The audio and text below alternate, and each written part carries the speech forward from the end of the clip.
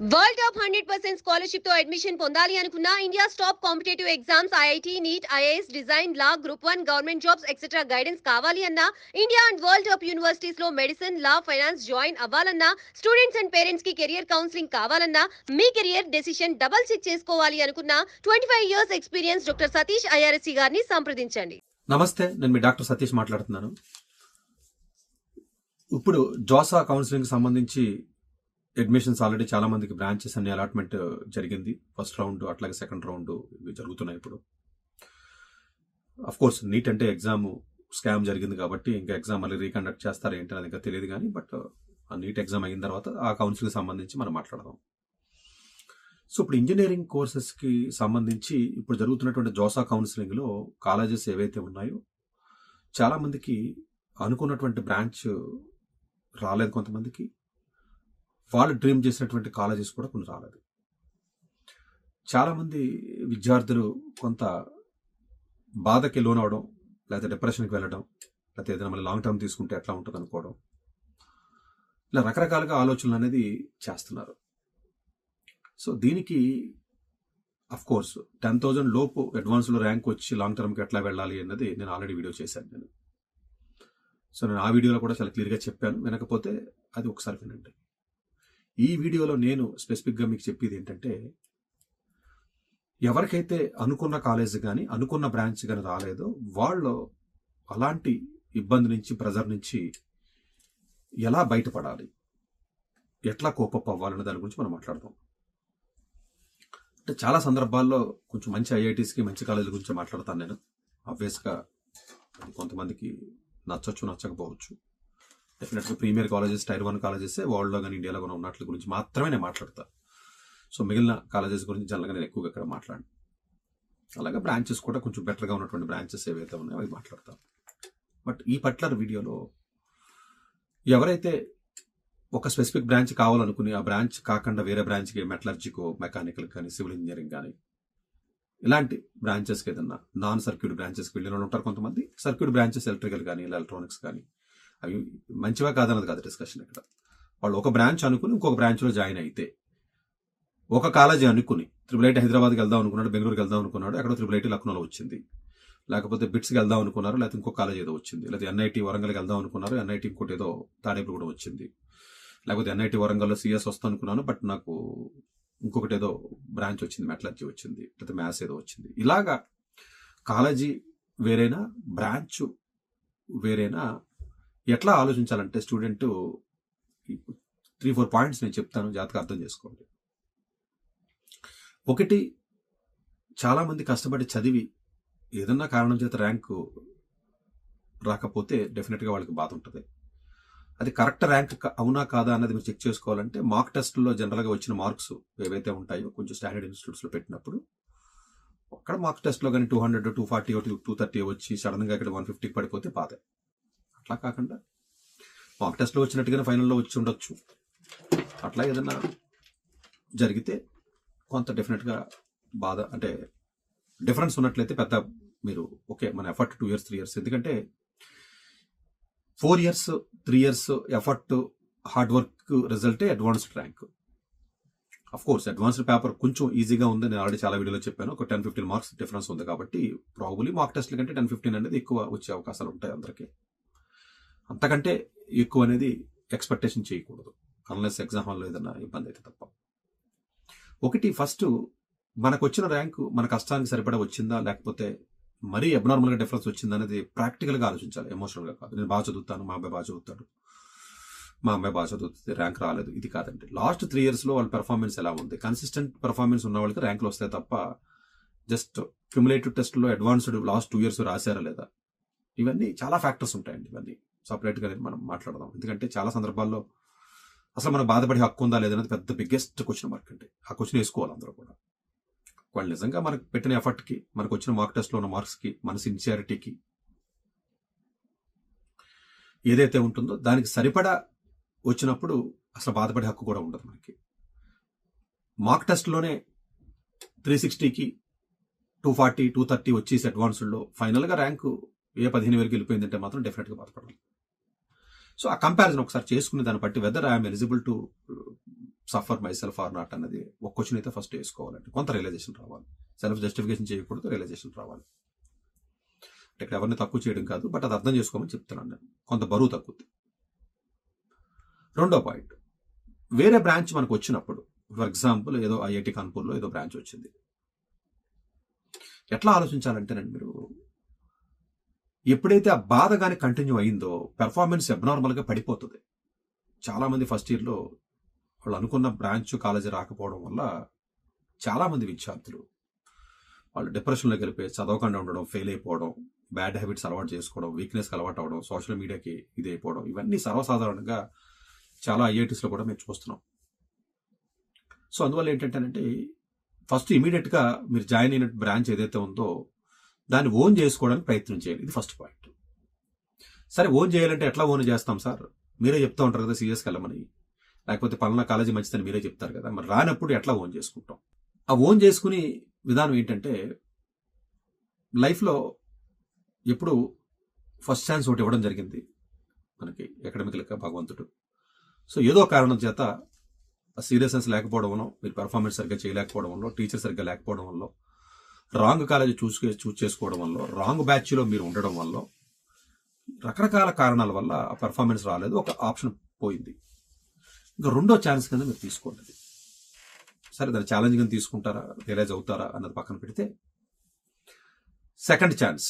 ఈ సెకండ్ ఛాన్స్లో ఎప్పుడైతే మీరు బ్రాంచ్ వేరేది ఏదైనా వచ్చినప్పుడు ఆ బ్రాంచ్కి సంబంధించిన ఇన్ఫర్మేషన్ని గూగుల్లో చక్కగా మీరు ఎక్కువ ఇన్ఫర్మేషన్ గ్యాదర్ చేయండి. ఫర్ ఎగ్జాంపుల్ ఏదో పెట్రోలియం ఇంజనీరింగ్ వచ్చింది, లేకపోతే ఏదో మెకానికల్ ఇంజనీరింగ్ వచ్చింది, లేకపోతే ఇంకోటి ఏదో వచ్చింది మెట్లొచ్చి, అక్కడ జరుగుతున్నటువంటి బ్రాంచ్కి జరుగుతున్నటువంటి అడ్వాన్స్డ్ టెక్నాలజీస్ ఏమున్నాయి, రీసెర్చ్ ఎక్కడ జరుగుతుంది, ఎలాంటి ఏరియాస్లో రీసెర్చ్ జరుగుతుంది, ఆపర్చునిటీస్ ఏ విధంగా ఉంటాయి, ఎంప్లాయ్మెంట్ ఆపర్చునిటీస్ ఏ విధంగా ఉంటాయి, గవర్నమెంట్ ఆపర్చునిటీస్ ఏముంటాయి, ప్రైవేట్ ఆపర్చునిటీస్ ఏముంటాయి, అబ్రాడ్ వెళ్ళినప్పుడు ఎలాంటి బ్రాంచ్ స్పెషలైజేషన్కి వెళ్ళాలి, ఎలాంటి కంట్రీస్ వెళ్ళాలి, ఇలాంటి వాటి మీద డెప్త్ నాలెడ్జ్ మీరు ఫస్ట్ గెయిన్ చేయాలి. ఆ గెయిన్ చేసే ప్రయత్నంలో తెలియకుండా ఒక క్యూరియాసిటీ బిల్డ్ అయ్యి మీకు ఇంట్రెస్ట్ అనేది దాని మీద క్రియేట్ అవడానికి అవకాశం ఉంటుంది. ఇది ఫస్ట్ పాయింట్. డిగ్ చేయాలి. రెండో పాయింట్, మీరు ఏ కాలేజీలో అయితే చదువుతున్నారో, ఇప్పుడు కాన్పూర్లో జాయిన్ అయ్యారు ఫర్ ఎగ్జాంపుల్, లేకపోతే మద్రాసులో జాయిన్ అయ్యారు ఏదో నేవల్ ఆర్కిటెక్చర్, లేకపోతే ఇంకొకటి ఏదో ఏరోస్పేస్ ఇంజనీరింగ్ కోసం, ఆ పర్టికులర్ డిపార్ట్మెంట్లో చాలా యాక్టివ్ రీసెర్చ్ జరుగుతూ ఉంటుంది. మీరు అనుకున్నట్టుగా సిఎస్ డిపార్ట్మెంట్ ఒకటే రీసెర్చ్ జరుగుతుంది అని కాదు, మిగిలిన డిపార్ట్మెంట్లో కూడా చాలా active research. For example IIT మద్రాసులోనే పెట్రోలియం ఇంజనీరింగ్ వరల్డ్లో 20th ర్యాంక్ అండి. 20 మీరు కరెక్ట్గానే విన్నారు. సో చాలా బ్రాంచెస్లో, చాలా ఐఐటీస్లో వరల్డ్ ర్యాంకింగ్లో టాప్ 50లో రిఫ్లెక్ట్ అవుతున్నాయి. ఏ ఐఐటికి ఏ బ్రాంచ్ రీసెర్చ్ బాగా జరుగుతుంది అనేది సపరేట్గా నేను వీడియో చేశానండి. దయచేసి ఎవరైనా వినకపోతే ఒకసారి వెళ్ళి వినండి, చాలా క్లియర్గా తెలుస్తుంది మీకు. చాలా డీటెయిల్గా చెప్పాను నేను, బ్రాంచ్ వైజ్ చెప్పాను, నేను ర్యాంకింగ్ చెప్పాను, సబ్జెక్ట్ వైజ్ ర్యాంకింగ్, రీసెర్చ్ గురించి మాట్లాడాను. ఎప్పుడైతే మీరు ఒక పర్టికులర్ కాలేజీలోకి వెళ్ళారో ఆ పర్టికులర్ కాలేజీలో ఉన్నటువంటి బ్రాంచ్కి సంబంధించిన ఫ్యాకల్టీ ప్రొఫైల్స్ ఏంటి, ఫ్యాకల్టీ దేని మీద రీసెర్చ్ చేస్తున్నారు, ప్రాజెక్ట్స్ దేని మీద చేస్తున్నారు అన్న దాని మీద డిగ్ చేయడం మొదలు పెట్టండి. రెండో పాయింట్ ఇది. ఎప్పుడైతే మీకు ఆ డిగ్గింగ్ స్టార్ట్ అయ్యిందో, ఆబ్వియస్గా ఏదైనా ఇంజనీరింగ్ ఫిజిక్స్ కానీ, ఆస్ట్రోఫిజిక్స్ కానీ, చాలా డిపార్ట్మెంట్స్, సో ఆ ఫ్యాకల్టీ చేసి ప్రాజెక్ట్స్కి సంబంధించి డిగ్ చేసిన తర్వాత ఆ ప్రాజెక్ట్లో చేసి పిహెచ్డి స్టూడెంట్స్ కానీ ఎంఎస్ రీసెర్చ్ అంటారంటే, టీఏ కాదు రీసెర్చ్, ఎంటెక్ ఆర్ అంటారు. ఈ రీసెర్చ్ స్టూడెంట్స్ని కలిసి వాళ్ళతో డిస్కస్ చేయడం మొదలు పెట్టండి ఫస్ట్ ఇయర్లోనే. వాళ్ళు కొంత ఇన్ఫర్మేషన్ మీకు పాస్ ఆన్ చేస్తారు. ఎందుకంటేనంటే చాలా రీసెర్చ్లో చాలా మందికి తెలియని విషయం ఏంటంటే, ఏఐ ఎంఎల్ సంబంధించి ఏదైతే మనం బూమింగ్ అని చెప్తున్నామో, నేను రెగ్యులర్గా చెప్తానో, ఆ టూల్స్, ఆ టెక్నాలజీ వాడే మెటీరియల్ ఇంజనీరింగ్లోను, నేవల్ ఆర్కిటెక్చర్లో కానీ, ఏరోస్పేస్లో కానీ, మెకానికల్లో కానీ రీసెర్చ్ చేస్తారు. ఆ టూల్స్ ఈ సిఎస్ టూల్సే వాడతారు. అందు గురించి ముందే మీకు క్లారిటీ ఉన్నట్లయితే ఏ డిపార్ట్మెంట్ స్ట్రాంగ్గా ఉంది, ఏ ల్యాబొరేటరీ స్ట్రాంగ్గా ఉంది, ఎవరు దీని మీద యాక్టివ్ రీసెర్చ్ చేస్తున్నారు, యాక్టివ్ అన్నది అండర్లైన్ చేసుకోండి, చేస్తున్నారు, ఎలాంటి రీసెర్చ్ గ్రూప్స్ ఉన్నాయి అన్న దాని మీద అండర్స్టాండ్ అయ్యి, వీలున్నంత వరకు కూడా ఎర్లీ ఏజ్లో మీరు ఇన్వాల్వ్ అయితే ఆ రీసెర్చ్ గ్రూప్స్ ఎవరైతే ఉన్నారో అక్కడ ఉన్నటువంటి పిహెచ్డి స్టూడెంట్స్ గైడెన్స్ మీరు తీసుకోవాలి. గైడెన్స్ అంటే వాళ్ళు చెప్తారు మీకు, ఈ రీసెర్చ్ ప్రాజెక్ట్లో ఫ్యూచర్లో పాల్గొనాలి అంటే దీని ప్రీ రిక్వైర్మెంట్స్ ఇవి ఉన్నాయి, ఇవి నేర్చుకోండి అని చెప్తారు. అవి మీరు మీ సిలబస్లో లేకపోయినా కూడా మీరు ఓన్గా నేర్చుకోండి. సరే, పైథాన్ కావాలి, లేకపోతే ఆర్ లాంగ్వేజ్ కావాలి, లేకపోతే మిషన్ లెర్నింగ్ బేసిక్స్ కావాలి, ఇంట్రడక్షన్ కావాలి, ఏదో చెప్తారు వాళ్ళు. అవి నేర్చుకోండి ఓన్గా. నేర్చుకుని వీలైనంత వరకు కూడా రీసెర్చ్లో ఇన్వాల్వ్ అయినట్లయితే డెఫినెట్గా మీ ఫ్యూచర్లో మంచి ఆపర్చునిటీస్ సేమ్ ఐఐటీలో రావచ్చు, లేదంటే ఫారెన్లో కూడా వచ్చే అవకాశం ఉంటుంది. సో ప్రాబబ్లీ మీరు బ్రాంచ్ అనేది నెమ్మదిగా ట్రాన్సిషన్ అయ్యి డివేట్ కూడా అయ్యే అవకాశం ఉంటుంది. చాలా మంది ఇన్స్ట్రుమెంటేషన్లో చేస్తారు, తర్వాత సిఎస్లోకి వెళ్తారు, సిహెచ్ బయాలజీకి వెళ్తూ ఉంటారు, జరుగుతూ ఉంటాయి ట్రాన్సిషన్. కానీ 4 ఏళ్ళు మామూలుగా ఏదో చదివేసి పాస్ అయిపోయి సడన్ గా నేను ట్రాన్సిషన్ అయిపోతాను, నాకేదో ప్రాజెక్ట్ వచ్చేస్తుంది, నేను ఎంఎస్కి వెళ్ళిపోతాను అని మీరు మెకానికల్కో సివిల్కో మెటలర్జీకో కానీ యూఎస్ వెళ్ళిపోతే అసలు జాబులు రావు, చాలా ఇబ్బందికరమైనటువంటి పరిస్థితి ఫేస్ చేస్తున్నారు. అలా కాకుండా ముందే కానీ ట్రాన్సిషన్ అయ్యి టెక్నాలజీని యూజ్ చేసినటువంటి ప్రాజెక్ట్స్లో మీరు ఇన్వాల్వ్ అయ్యి అలాంటి రీసెర్చ్లో కానీ పబ్లికేషన్ చేసినట్లయితే మీ ట్రాన్సిషన్ చాలా స్మూత్గా మీరు అనుకున్నటువంటి డిపార్ట్మెంట్కి వెళ్ళి చేయడానికి అవకాశం ఉంటుంది. ఇది కూడా ఒక సపరేట్ వీడియోలో చాలా డీటెయిల్గా చెప్పాను. మీరు అనుకున్న నాన్ సిఎస్ బ్రాంచెస్ వాళ్ళు కెరియర్ని ఎలా ప్లాన్ చేసుకోవాలని కూడా వీడియో చేశాను నేను. అందులో కొంచెం డీటెయిల్గా చెప్పాను. ఇది 2వ పాయింట్. 3వ పాయింట్, జీపీఏ జాగ్రత్తగా అసలు ఆయన నాకు ఇంట్రెస్ట్ లేదు సార్ రీసెర్చ్, అసలు బ్రాంచే నాకు ఇంట్రెస్ట్ లేదు అనుకుంటే ఎస్ ప్రాబబ్లీ ఏదైనా క్యాట్ ఎగ్జామ్ కానీ ఏదైనా ప్లాన్ చేసుకుని ఏదైనా ఐఐటీస్లో ఉంటే మళ్ళీ చిన్న చిన్న కాలేజీలోకి పోయి మళ్ళీ క్యాట్ ఎగ్జామ్లు అంటే అవి రావు, అటు కాకుండా ఇటు కాకుండా అయిపోతుంది. మంచి జీపీఏ మెయింటైన్ చేసుకుని ఏదైనా యూపీఎస్సీ ఎగ్జామ్ కానీ లేకపోతే క్యాట్ ఎగ్జామ్ కానీ ఇలాంటి ఎగ్జామ్స్ ఏదైనా ప్లాన్ చేసుకున్నట్లయితే ఎస్ ప్రాబబ్లీ కొంచెం మంచి కాలేజీలో వచ్చే అవకాశం ఉంటుంది. 10th 12th కూడా 90% అబౌవ్ ఉండి డిగ్రీలో కూడా 9 అబౌవ్ జీపీఏ వస్తుంది అని కాన్ఫిడెన్స్ ఉన్నట్లయితే డెఫినెట్గా అలాంటి ఏదైనా ప్లాన్ చేసుకోవచ్చు. ఇట్లా కాకుండా అసలు నేను బ్రాంచ్ చేంజ్ అవుదామని నేను జాయిన్ అయ్యాను, ఫస్ట్ ఇయర్ అయిన తర్వాత నాకు జీపీఏ రాలేదు, బిట్స్ పిలానీలోనో లేకపోతే ఇంకో కొన్ని ఐఐటీలో ఇంకా అలౌ చేస్తున్నారు కాబట్టి ఎన్ఐటీస్లో దాని మీద హోప్స్ పెట్టుకుని రాకపోతే డిప్రెషన్లోకి వెళ్ళిపోవడం దయచేసి చేయొద్దు. అలా మీకు ఇబ్బంది ఉన్నట్లయితే మళ్ళీ జేఈ మళ్ళీ రాసుకుని మీరు వెళ్ళిపోవడం తప్ప వెళ్ళిన తర్వాత అలా డిప్రెస్డ్గా చదవడం కానీ ఇంకోటి కానీ చేయొద్దు. But yes there is a fact, నేను మిగతా చోట్ల చెప్పినట్టుగానే మిగతా బ్రాంచ్లు ఎవరైతే జాయిన్ అవుతారో సిఎస్లో ఒకవేళ పీజీకి వెళ్ళాలంటే మాత్రం అడ్మిషన్స్ యూఎస్ టాప్ కాలేజీల్లో రావడం లేదు, రావు. ఇది కరెక్ట్. ఇది అది తెలియకుండా 100 మనుషులు 100 రకాలుగా మాట్లాడతారు. 5 ఏళ్ల క్రితం 10 ఏళ్ల క్రితం వచ్చినాయి కానీ లాస్ట్ 2-3 ఇయర్స్ రావట్లేదు. ఎందుకంటే సిఎస్లో ఉన్నటువంటి స్టూడెంట్స్ ఎక్కువ అయిపోయారు ఐఐటీస్లో.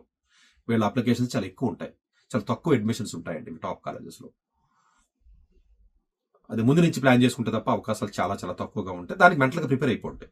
ఎస్ మేబీ మీ ఉన్న ఏరియాలో టెక్నాలజీని యూజ్ చేసుకుని ఆ ఏరియాలో ఏదైనా డెవలప్ అవుదాం అనుకుంటే మెకానిక్స్ కానీ రోబోటిక్స్ కానీ వెళ్ళొచ్చు, ఎలక్ట్రికల్ రోబోటిక్స్కి వెళ్ళొచ్చు, సిస్టమ్ ఇంజనీరింగ్ కానీ ప్రాంప్ట్ ఇంజనీరింగ్ కానీ కొంచెం డిమాండ్ ఉన్నటువంటి ఫీల్డ్స్ ఫైనాన్స్ కానీ అలాంటి వాటికి వెళ్ళొచ్చు, ఇబ్బంది ఉండదు.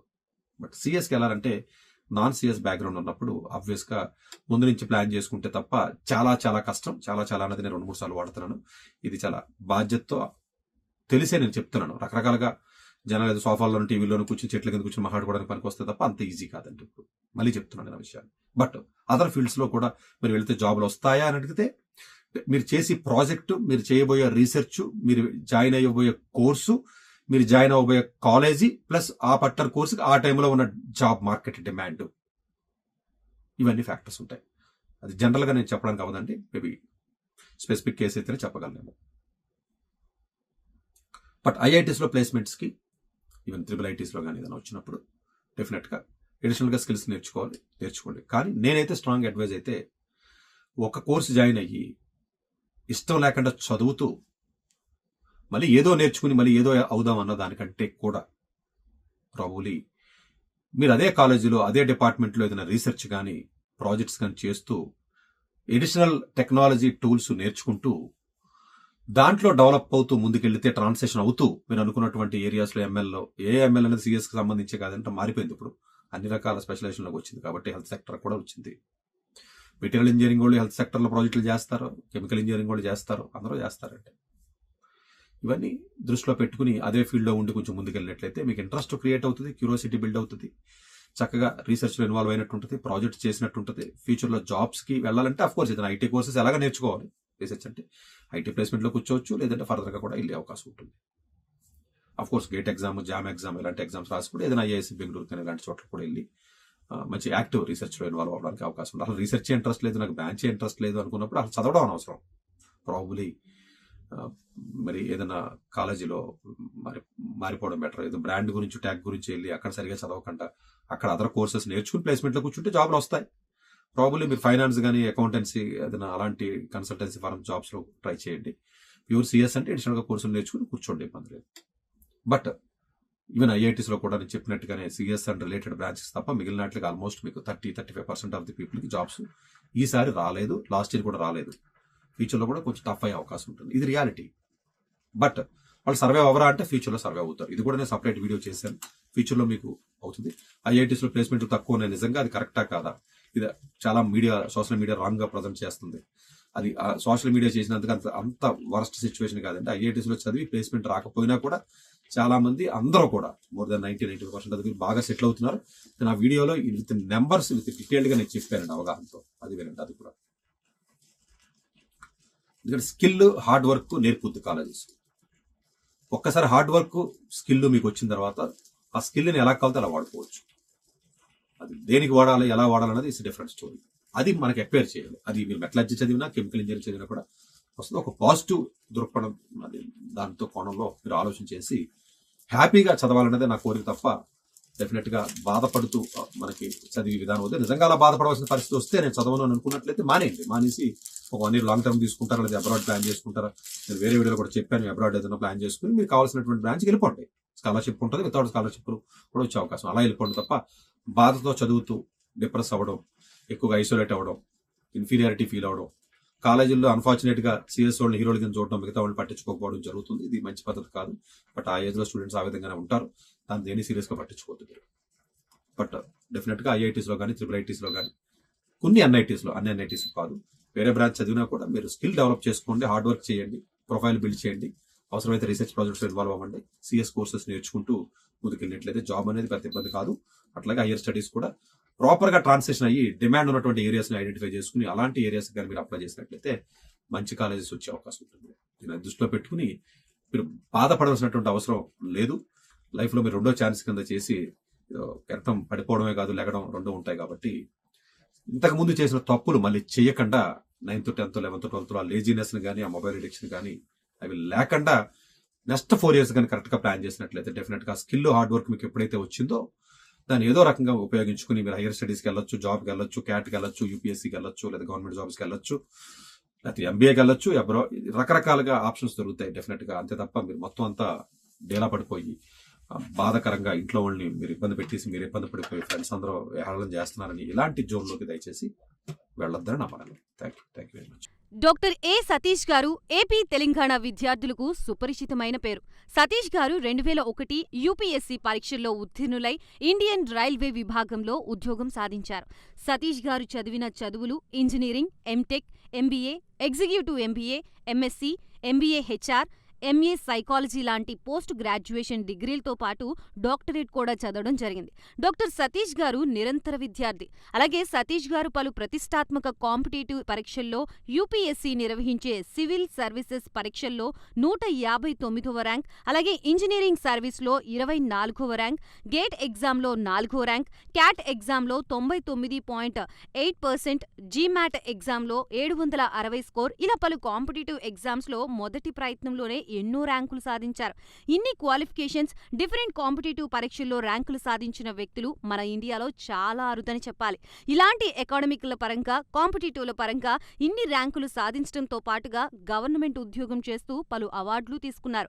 సతీష్ గారికి జనరల్ మేనేజర్ అవార్డు జోనల్ లెవెల్లో, ఆల్ ఇండియా లెవెల్లో, నేషనల్ లైఫ్ టైమ్ అచీవ్మెంట్ గుర్తింపులు దక్కాయి. అప్రిసియేషన్ ఆఫ్ ప్రెసిడెంట్ ఇండియా నుంచి గానీ lifetime Sevashri award from Andhra Pradesh మంత్రుల నుంచి అందుకున్నారు. వీటితో పాటు పలు రకాల అవార్డులు అందుకున్నారు. ఎన్నో ప్రతిష్టాత్మక ఆర్గనైజర్స్ సంస్థలో పర్మనెంట్ మెంబర్గా ఉన్నారు. కష్టపడి పైకి వచ్చిన వ్యక్తి కావడం వల్ల గత 20 సంవత్సరాల నుంచి ఎంతో మంది చిన్నపిల్లల దగ్గర నుండి 5, 6 తరగతి విద్యార్థుల నుంచి పెద్ద పెద్ద పీజీ, పీహెచ్డీ కాలేజీలకు వెళుతూ విద్యార్థులకి అవగాహన కల్పిస్తూ ఉంటారు. ప్రతి విషయంపైన డాక్టర్ సతీష్ గారు స్పష్టమైన అవగాహన కలిగి ఉన్నారు. డాక్టర్ సతీష్ బలంగా నమ్మే సూత్రం ఏంటంటే అవేర్‌నెస్ ఈజ్ ఎవ్రీథింగ్. మనిషికి అవేర్‌నెస్ ఉంటే ఏదైనా సాధించగలరు. ఒక్క మోటివేషన్‌తోనే కాదు, ఏది చెయ్యాలి, ఏది చేయకూడదు, ఎలాంటి డెసిషన్ తీసుకోవాలనే విషయాలపై, ముఖ్యమైన విషయాలపై అవగాహన కల్పిస్తూ ఉంటారు. అలాగే గవర్నమెంట్, ప్రైవేట్ జాబులే కాకుండా ప్రపంచ దేశాల్లోని జాబ్స్‌పై కూడా అవగాహన కల్పిస్తూ ఉంటారు. ఉద్యోగాలతో పాటు పెద్ద చదువులైన ఐఐటీ వంటి వాటిపై సెషన్స్ నిర్వహిస్తూ ఉంటారు. ఇప్పటివరకు 3 లక్షల సెమినార్లు ఒక్క రూపాయి తీసుకోకుండా ఉచితంగా నిర్వహించారు. ఇందులో భాగంగా మన ప్రైమ్ 9 ద్వారా విద్యార్థులకి మోటివేషన్ ఇవ్వడానికి మీ ముందుకొస్తున్నారు డాక్టర్ సతీష్ గారు. వరల్డ్ టాప్ 100% స్కాలర్షిప్ తో అడ్మిషన్ పొందాలి అనుకున్న India top competitive exams IIT, NEET, IAS, design, law, group 1, government jobs etcetera guidance కావాలి అన్నా, India and world top universities లో మెడిసిన్, లా, ఫైనాన్స్ జాయిన్ అవ్వాలన్నా, స్టూడెంట్స్ అండ్ పేరెంట్స్ కి career counselling కావాలన్నా, మీ కెరియర్ డెసిషన్ డబుల్ చెక్ చేసుకోవాలి అనుకున్న 25 years experience doctor Satish IRSC గారిని సంప్రదించండి.